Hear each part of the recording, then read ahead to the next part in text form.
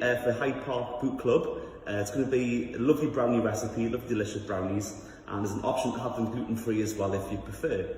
It's a really good recipe, it's full of chocolate as well, lovely and rich, so if you fancy something chocolatey while you're at home, this is the ticket. So, this is a recipe which I've been using for years. I think it's fantastic, and I like to put some nuts in there, some white chocolate, which are totally optional, but put any different nuts in that you like.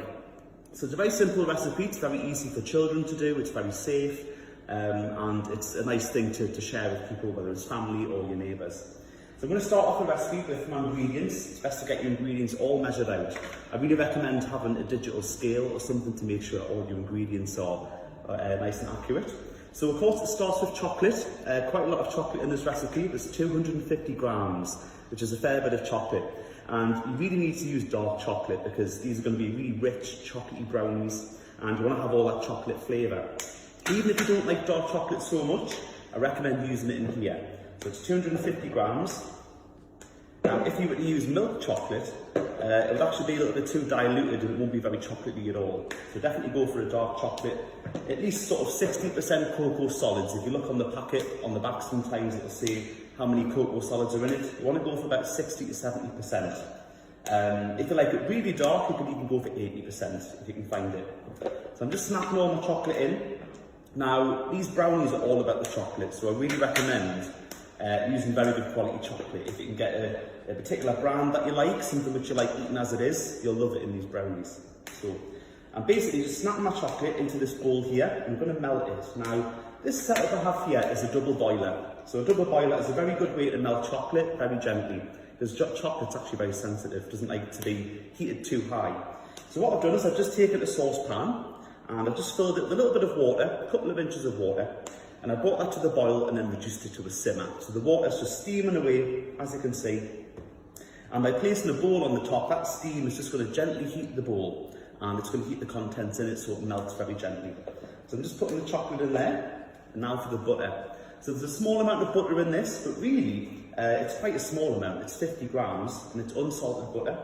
I'm just going to pop that in, and let that melt in with the chocolate. So just pop it over there.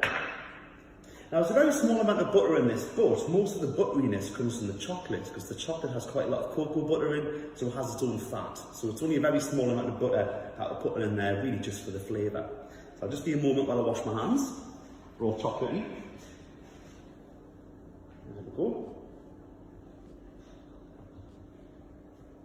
Perfect. So, I'm going to get a little spoon, give this a mix and see how it's doing. So the chocolate's just melting very gently.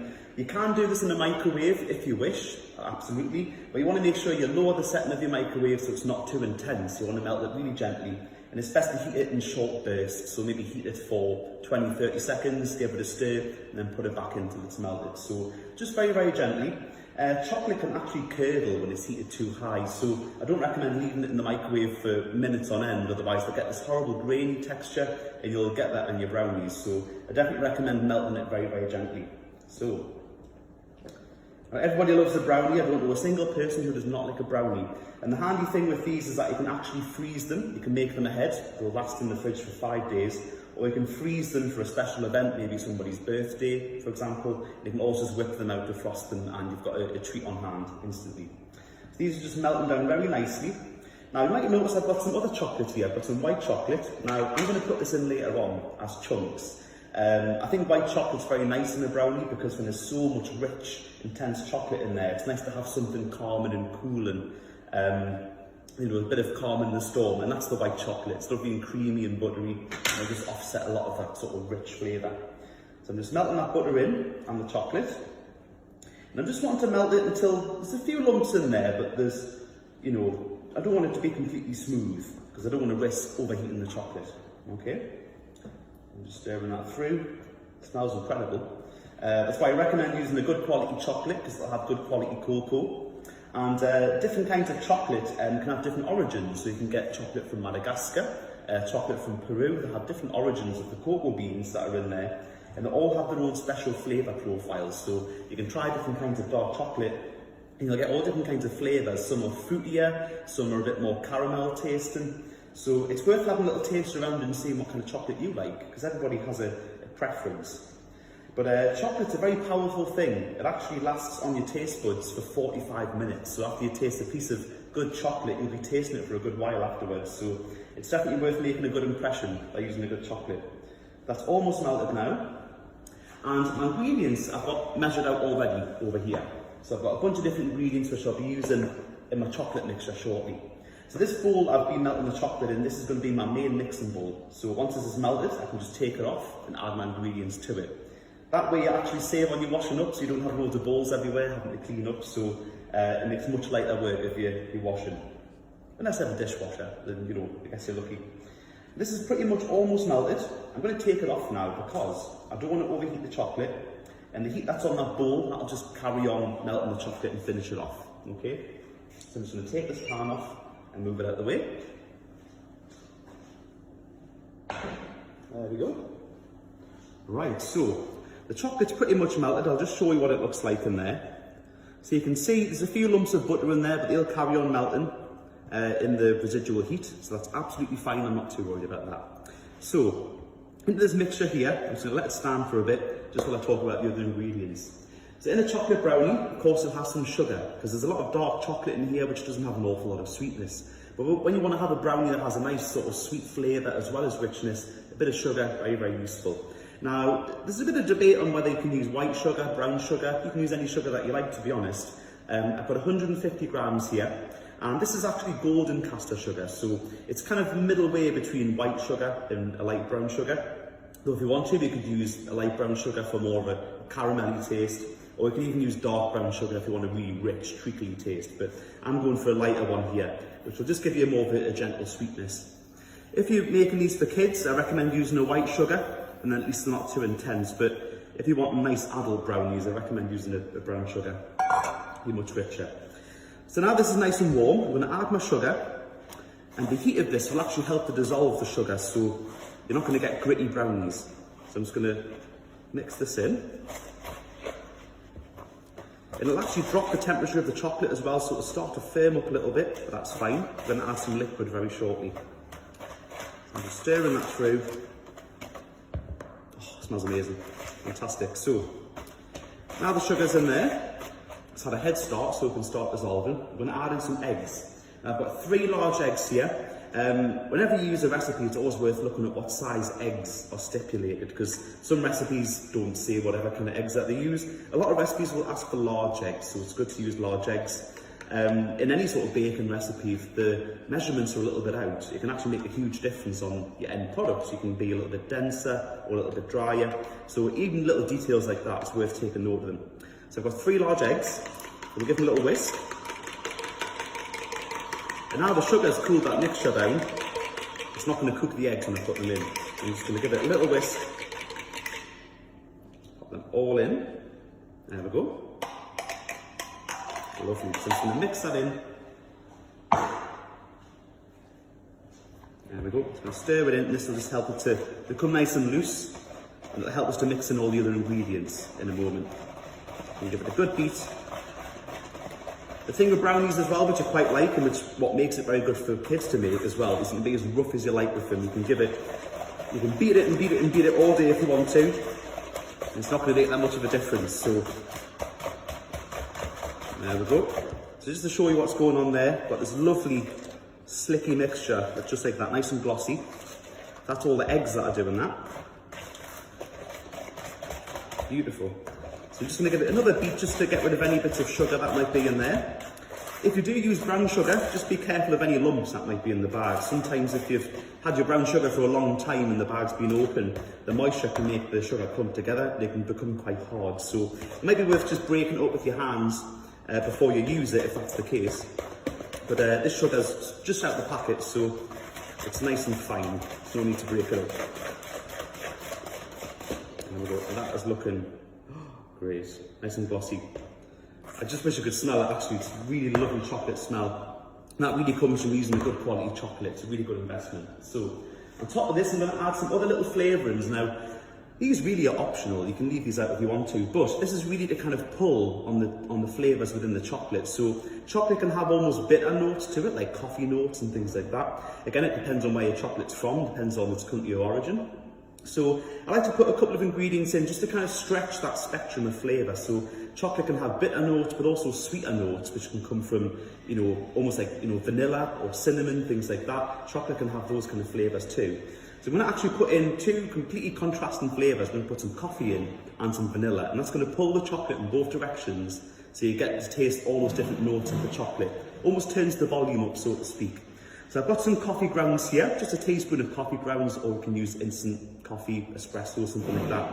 I'm just going to scatter these in, a bit of coffee, and a tablespoon of vanilla, which sounds like quite a lot, but the chocolate is really quite dark in this, so you want the vanilla to contend with it. So I'm going to mix those in, and again that'll just turn up the volume of the chocolate and it'll really pronounce all the flavours in there. So your brownies will be an absolute experience, not just, you know, not just a little treat. And I think when you have treats like this, it's nice to make them extra nice and extra special, you know. There's a saying I like to use, and it's, I always like things to taste worth the calories, you know, I always like it to taste, you know, worth the treat, basically. So just mix those in, and it definitely smells more chocolatey since putting those ingredients in. You could even use, if you had to use a lesser quality chocolate, you could even use these ingredients to bolster it or even make it taste like expensive chocolate. So it's a good little workaround there if you're trying to save a bit of money. There we go. So I'm just mixing that in, and it's gone lovely and thick. Oh, and glossy. There we go. It's like lava. Lovely. So into this mixture now, I'm going to add some flour very shortly, but I'd like to put some other ingredients in first. Just a couple of bonus extras, which you can leave out if you want to. But I'm actually going to add them in because just I love them. The first thing I'm going to add are some walnuts. Now you can add any nuts if you want to, or no nuts if you're not a fan. But I'm going to add walnuts because I'm a huge fan of them. I love nuts. But you could use other nuts if you want to, like pecans, almonds, hazelnuts as well have a lovely resiny flavour, go really well with chocolate. Anyone who's had Nutella will know that. But walnuts I think are lovely and nubbly, nice and crunchy, and it'll add nice texture to your brownies. So what I've done with my nuts, I've actually toasted them first, and by toasting them, it's just putting them in a dry frying pan on a high heat and just toasting them for a minute or two until they're a little bit blackened on the outside, and you can definitely smell them a lot more. Now I recommend doing this because it'll make your nuts taste great as well as have a lovely texture. But it's best to do this even when you're putting them in a cake, because when you make a cake or brownies, the internal temperature is not going to get high enough to toast those nuts. So you want to do it beforehand, and you'll really be thanked for flavour. So it's about 75 grams of nuts. You can chop them if you want to. I like the big chunks in there. I love my food chunky. And on top of that, I've got some white chocolate. So I'm just going to pop this bowl out of the way, and I'm going to chop this down. So this is 100 grams of white chocolate. And really this is just to counter all the dark chocolate flavour that's in the mixture. So when you're eating a chocolate brownie, you can become overwhelmed with chocolate flavour, but these little puddles of white chocolate will really just kind of save the day a little bit and give you a bit of rescue. So I'm just holding the knife on the top, and that's just going to give us a lot of balance when I'm chopping. It also stops the chocolate from spraying about. It's a very good little tip when you're chopping nuts as well, is to just balance your hand on the top of the knife, on the blade, the spine of the knife, and that'll just help you balance it a lot better. I'm just turning the board as I go. Now, I recommend when you put white chocolate in, you can put white chocolate chips in, but I do think the white chocolate chunks, if you chop them nice and chunky, will be much better because they won't dissolve into the mixture quite as easily. So I've got fairly big chunks here, just to show you. Nice big chunks of white chocolate. There's a few little flaked bits, but they're fine. You'll just get a few little dots of white chocolate in there. But it's the chunks that I'm living for. So I'm just going to pop the knife out of the way. I'm going to lump in all these chunks of white chocolate. I can just eat this as it is actually. It's very, very tempting. So it's all the white chocolate in there. Wonderful. I'm going to pop this out of the way.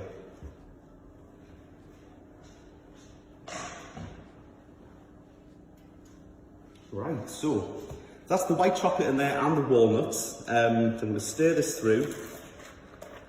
And you get loads of lovely flavour and texture as well. It's nice to work on all of those things when you're cooking, you know, it's the whole experience. And by doing things like that, you don't have to spend ages cooking, you know, it's just little sort of tips you can just chuck in. Just a few little, you know, store-covered essentials you can have in, like, you know, a bag of nuts, maybe a cheap little bar of white chocolate you can just chuck in things. All those little things just add so much detail to your food, and you really enjoy it more, you know. And I do think, you know, food's one of the most enjoyable things about life. And, you know, I think if you invest a bit more time in your food, you'll really be thanked for it, and I do think you'll be happier. So you can see the mixture there, it's got loads of big chunks in there, lovely and lumpy and bumpy. Just what I'm after. Now, there's a very small amount of flour in these brownies. It's 75 grams, so it's a very small amount of flour. And if you want to, you can use a gluten-free flour if you wish. That's absolutely fine. You can use corn flour, something like that, which is gluten-free, or use a mixture of flours that you can buy in the bags at the supermarket. So it's a small amount of flour, and that small amount of flour really helps to keep a nice fudgy texture of your brownie. You know, you don't want it to be like a chocolate cake or spongy. So I've just added my flour. I'm just going to stir it in a figure of 8. So you can see I'm just mixing in a number 8 like that. And that's just going to slowly work the flour into the mixture without making it tough. If you beat it too rough at this point, you can make a lot of gluten in the flour, which can make your brownies a bit too chewy or rubbery.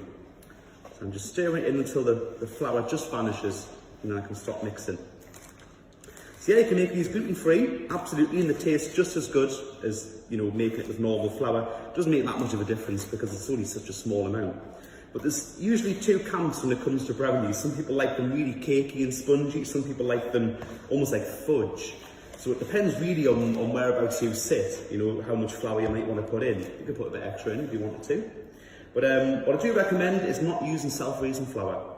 Use a plain flour. If you use self-raising flour, you don't want to have any rising in there because that can actually make it a bit spongy. So I want it to be nice and flat and dense. So I'm going to get this ready to bake, believe it or not. It's actually that quick to make. It's just stirring things together. Brilliant. So I've got my oven preheating. Now, whenever you're baking, it's always a good idea to preheat your oven beforehand because your oven can take about 10-15 minutes to get up to the temperature that it needs to be. So I'm going to bake these brownies at 180 Celsius. That's in a conventional oven. If you're doing it on a fan oven or a fan-assisted oven, you want to bake it at 160 Celsius because it's a little bit hotter. So the oven's been preheating there. It's lovely and hot now, so I can just get these in. So you can put this in a normal sort of brownie tin, something like that, or a cake tin. What I recommend, just to make it easier to, you know, to clean and get out afterwards, is using a little foil tray, which you can actually recycle as well after they're done. And it just means you can carry it around with you everywhere. You can take it to somebody's house, and it's a perfect little gift and very easy to put in the freezer as well. So I'm actually going to put this tray on a metal tray as well, just to give it a bit more stability. Sometimes these things, when they get hot, they can bend a little bit, so I don't want that to happen. So I'm going to put it on the tray for some support, and now I can actually scrape all this out. Oh, look at that, really thick, beautiful, lovely and glossy as well, just like a brownie batter should be. I know everybody makes a fuss about things like cookie dough, but brownie batter, I think people are missing the trick by not having this as it is. Really tasty. As always, you can always taste your batter if you want to, but do be aware that there are raw eggs in it. So only do that if you feel confident about the eggs that you're using and that they're safe. But it's always a little taste you can have for seasoning. There we go. Now, it depends how thick you like your brownies. I like my brownies spread quite thin. I just think they're a lot more manageable to eat, I think. But I like them quite sort of flat and thin. But if you want them a bit chunkier, you can do them in a smaller tin, maybe like a square brownie tin or something like that. Do line it with paper if you're doing it in a reusable tin. Do paper the tin first so you can really get it out much easier. But these things, great because you can just whip them out. Give it a wipe and put it in the recycling.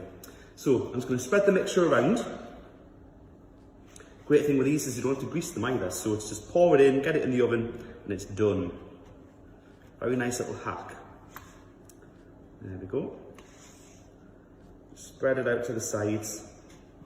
Now it will rise a little bit, so don't worry if it looks a little bit thin in some places, but also if when it goes in the oven it will melt as well, so it will even out very nicely. So not to worry if it seems a bit thin in some places, a bit thicker in some places.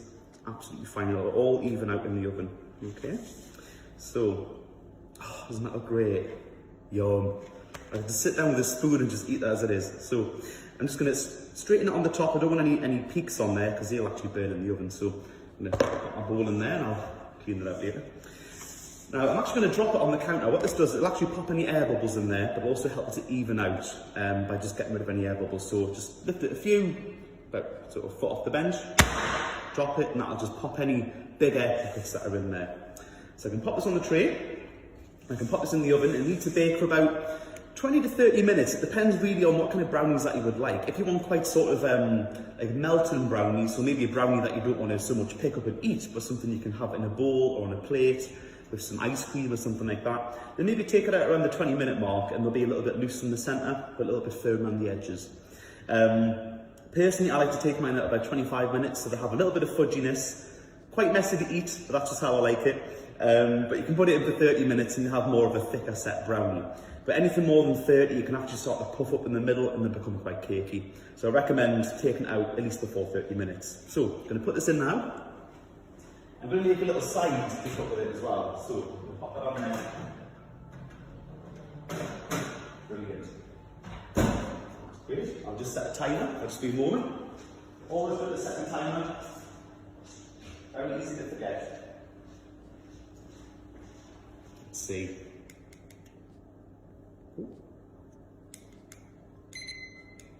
Perfect. So we'll put in for 25 minutes, and in the meantime, I'm actually going to make a little condiment to go on the side, so to speak. So I'm going to make some whipped cream. You can have this with ice cream if you want to, but I'm actually going to put a little bit of booze in this to make it taste a bit extra rich. So I'm actually going to use sherry in this whipped cream. I'm going to put just a little bit of sherry in. It's Fino sherry, which is it's quite a fruity sherry. And I think particularly if you're using chocolate which has a fruitier note to it, just like the one I used, this can kind of pick up on things like that. It's a bit like how we put the vanilla and the coffee and the chocolate as well to pick up on those natural notes that are in there anyways. The sherry will actually pick up on some of the fruitier notes. So it's all picking up on those little details and again makes it extra nice. So I'm going to get some whipping cream here. This is 250 millilitres. And I'm going to whip it up with a little bit of sherry in there. And it's going to not taste very strong, but it'll you'll definitely get a nice fruity note from it. So I'm just going to scoop this out. It's fairly thick cream.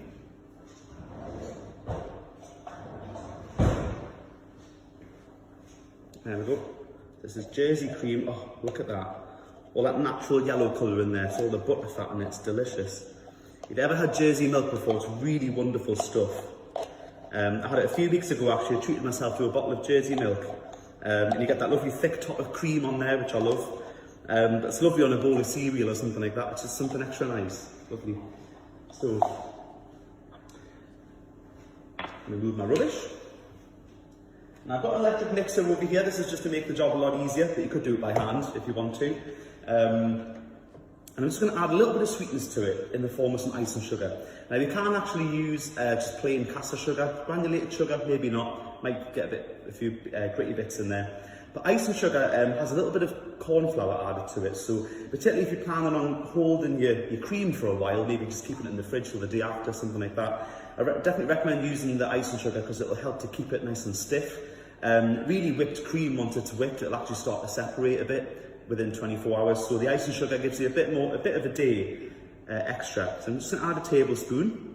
I'm going to keep some back for later. On my plate. There we go. I'm just going to whisk it first, just to get the fats going, get all the air in there, and I'm going to add a little splash of sherry to it. So I'm going to get it nice and thick first, so just be a few moments.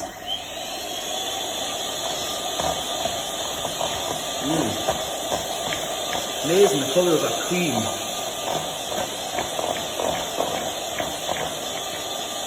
If you want to, you can actually add some other spirits to it. You can add some whiskey or some bourbon if you want to. Personally with chocolate I think it's great because especially bourbon has a lot of vanilla notes in it and woody notes, which again will pick up on those flavours in the chocolate. There we go. Another one would be rum. Rum would be very nice in it, or brandy, very classy. Okay, so this cream's whipped very quickly. It's quite warm actually. When your cream is chilled, it'll take a bit longer to whip. So I've whipped my cream there, and I've had fairly soft peaks, still slightly pourable, which is just what I want, because I want to dollop it over the brownie when it's done. So I'm going to add about a tablespoon of sherry. I'm just going to briefly mix that in. Oh, lovely. So again, very nice and fruity, and it'll pick up on those fruity notes in the chocolate. I'm just going to briefly beat that in. I don't want to overbeat the cream. Wonderful. There we go, fantastic. So I'm going to pop that to the side. These beaters out. Let's just have a little clean up in the meantime. The brownies will be done very shortly. I can dollop them with some cream, put a nice little detail over the top, and it'll be a lovely little dessert on its own. Or you can just have it whenever you want to as a little snack with a cup of tea. Right, so the brownies have had 25 minutes in the oven. Now I'm going to get them out. Fantastic. So as you can see, they've got a lovely gloss on the top, very, very nice and shiny. And you can see those little puddles of white chocolate in there, just to show you a bit closer up. So you see the sides will be nice and set, nice and firm, but a little bit of squidge in the middle. And that's how I like brownies. Now, you might feel differently, want them a bit more sort of cakier in the centre, in which case maybe leave them in another 5 minutes. So we leave these to cool for a little bit. I'm going to get some little some garnishes ready for the plate to put them on. So I've got a little plate here. I'm going to have my brownie on. It's best to serve these warm actually, so I won't leave them hang around for too long. So I've got my plate here. I'm going to dust the plate with a little bit of cocoa powder and some ice and sugar. That just adds a nice little two-tone of colour on there as well. So I'm just going to get a chopping board.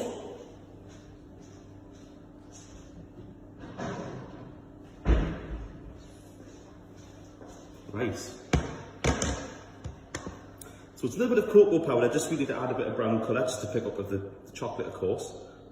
So just a little speck over the top, just on one part of the plate. Asymmetry is very nice when you're plating things up, so if you're trying to make it look extra nice, don't make, perfect lines and things like that. There we go. On top of that, just the same setting and add some ice and sugar, just going in the other direction. So I'm just going to intersect the cocoa powder just a little bit, and that'll just be like a little kiss of sweetness on the plate. And that's really it. If you're doing a few plates of this, you can do that as well at home. And it's just really, really simple. Makes a mess underneath this, but I can just take that chopping board away and it'll be nice and clean. I'm going to cut myself my first slice. The first slice is always the trickiest to get out actually, so don't worry if you struggle a little bit. You can use a knife. I'm using these fish slices, which might sound a bit unusual, but these have actually frankly been some of the best spatulas you can use for all purposes, whether it's getting things out of a frying pan or flipping eggs or something like that. These are really handy. You can buy them online. So I'm just going to cut myself a generous portion, or however much you fancy. I can feel the nuts in there as well, nice and chunky. There we go. I'm just going to ease this first slice out, and if it's a bit goopy, that's fine. I like my brownies a bit goopy, so don't be judging. Perfect, lovely. So you can see all the texture that's in there. You've got those chunks of white chocolate, some of which have caramelised. You might notice a few orange bits on the chocolate. The white chocolate's caramelised, so the sugar's in there. So that's another layer of flavour in there. But also your walnuts as well. They have lovely crunch in there too. So I'm going to set this on the plate, just as squidgy as I like it. And I'm going to top it with my cream, which I've just set in the fridge for the time being. I'll just pop these down here. Ooh, little crumb. I'll just eat that. There we go. So I've got my cream here, which has had the sherry mixed into it. So again, I'll just pick up on some of the fruity notes in the chocolate. This is totally optional. You can maybe use some other spirits if you want to, but just a nice dollop. I'm just going to smooth it around with my spoon. Delicious. Just going to dollop that on the top. And if you want to, you can go over a little bit with the cocoa powder, and the ice and sugar, but I'm not going to bother doing that. You can have this with ice cream if you want to, if you like the sort of hot and cold dimension to it. That'd be a really good idea. Personally, I love ice cream with it. Or just simple pouring cream if you want to, or just have it with nothing, leave them to cool down. They'll go nice and firm. You can actually take them out the tin and just carry them around as a handheld brownie. So I hope you've enjoyed this class today with Leeds Cookery School. It's a wonderful recipe, whether you're gluten-free or not.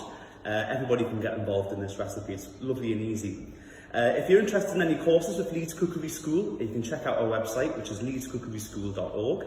We'll be starting courses back again on the 4th of July, and we'll be respecting social distancing by having a maximum of 5 students per class. We offer a bunch of different courses, whether it's pastry or 6-week beginners cookery courses, or perhaps just try different cuisines around the world. We'll have a bit of everything for everybody. So have a look at our website. We also offer vouchers as well if you fancy gifting somebody. Have a look at our website, and we hope to see you here very soon. All the best. Take care. I'm going to dig into this.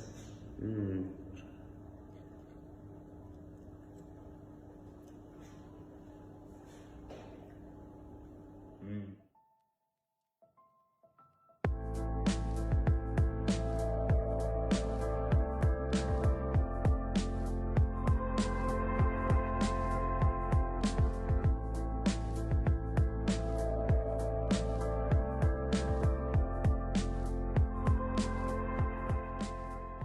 name is Garrett Brown, and I'm Professor of Global Health Policy at the University of Leeds by day, and by night, an aspiring mixologist. Tonight we're going to be making two cocktails, classics, an old-fashioned and a Manhattan. So let's begin. The first drink we're going to make is a old-fashioned. It's a bourbon-based drink. You can also use a blended whiskey if you don't have bourbon, but the traditional one is with bourbon. To start the old-fashioned, you need to use either a simple syrup or sugar. And if you're going to use sugar, which most of you probably have, use about a teaspoon's worth of sugar, maybe just a little bit more than that. You stick it in the bottom of what is called an old-fashioned glass, actually. You take a little slice of orange, you put it in the bottom of that, and you take bitters, which you can get at most stores, and you want to give about just about that many, about 3 to 4 drops. What I also like to do to kind of accent the orange, but it's not required of an old-fashioned, is I put a little Cointreau in there. It's an orange-based liqueur, and it just helps you muddle everything together and gives it a little bit of an orange zing, more than what the fruit is going to be able to give you. So once you have all that in the glass, you want to muddle it together. And this is your standard wood muddle. And you basically pound it all together. What you want to do is get that sugar dissolved. Okay, so once you have it pretty well muddled down there, not the most attractive sight, you go ahead and fill up your glass with ice as such. And you take your bourbon. 2 shots of bourbon is what you require for an old-fashioned. Sounds like a lot, but it's the only alcohol in this cocktail. You mix it all together. You make sure you get that sugar mixed into the bourbon. You want the ice to melt a bit because that is your mixer, basically. And there you go.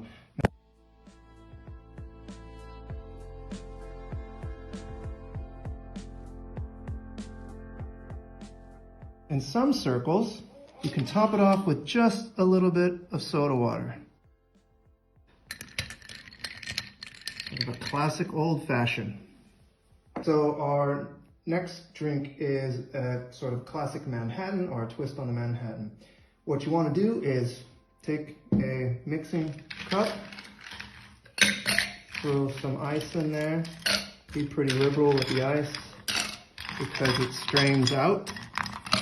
Take your bourbon again, you do 1 shot, this is 4 cl, a half shot, that is 2 cl of the bourbon.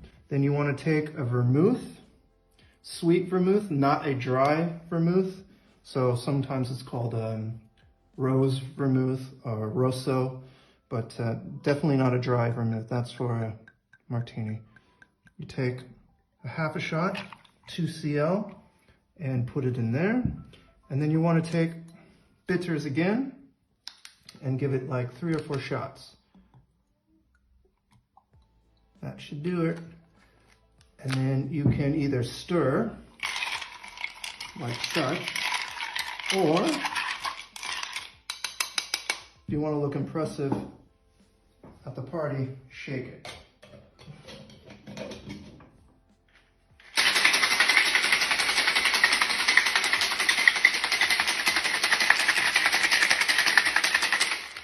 Once that is shaken with some of the ice melted into the cocktail, you go ahead and put it into a classic cocktail glass, like such.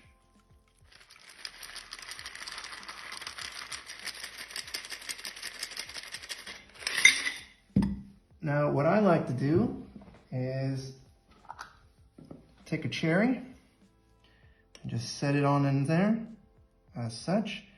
And I put just a little bit of the cherry juice of the cocktail cherries, or they're called sometimes maraschino cherries. You can get these at Sainsbury's. And that is your classic Manhattan. Enjoy.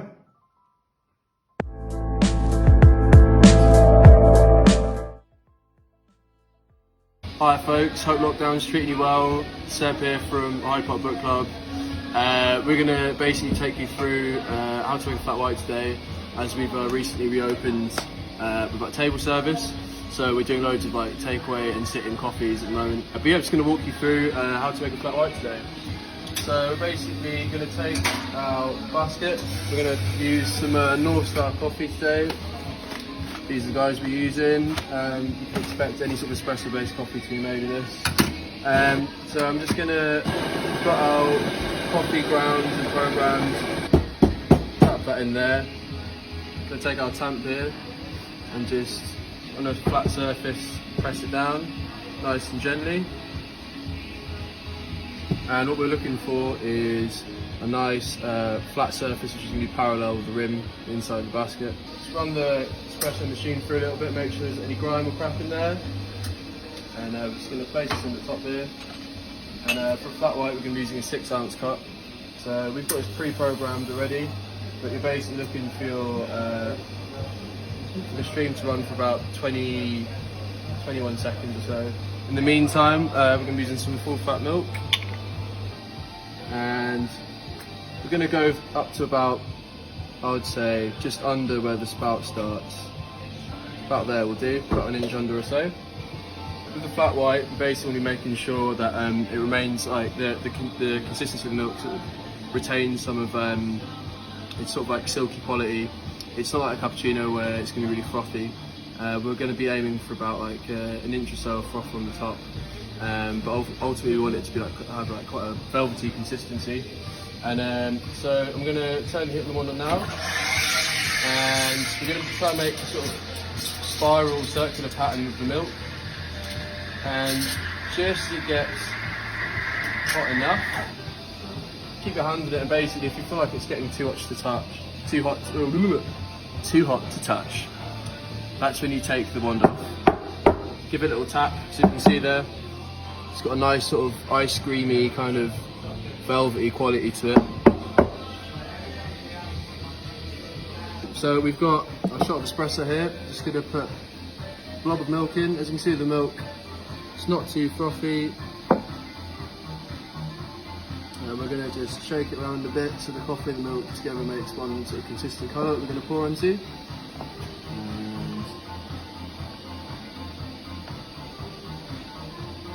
There we go.